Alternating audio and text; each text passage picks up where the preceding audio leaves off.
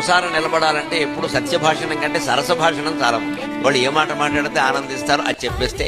ఒక ఏడాది తర్వాత మనం పెద్ద సోఫా కొనుక్కుందామే అంటుంది భార్య. తప్పకుండాను అండమే. అయిపోయే ఏడాది తర్వాత మనం చూసుకుందాం రాజెవరో మంత్రి ఎవరో. ఈ గొడవ పెట్టుకునే చికాకున్న పెద్ద మనిషి ఏమంటాడా, ఇప్పుడు నీకు అది ఒకటే తక్కువైంది ఎక్కడ, ఈ ఏడాది నరకం కదా, ఎందుకు వచ్చిన మాట వదిలేరాదా. తప్పకుండా ఒకటేటి 200 అయిపోయి. నువ్వు అబద్ధం ఆడామని నేను ఎవరు అరెస్ట్ చేసి లోపల పట్టరు. శాస్త్రం కూడా తప్పని చెప్పలా.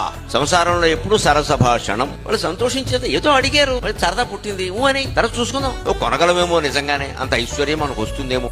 ఎప్పటికే వాళ్ళు అప్పుల్లో ఉన్నాం, నీకన్నీ పలికి మేల కొరకులు మీ నాన్న ఇచ్చాడు. వాళ్ళు నాన్న కూడా ఎందుకంటే మధ్యలో నీకు సత్యం చెప్పడం అలవాటు అయితే మంచిదే మిత్రమా.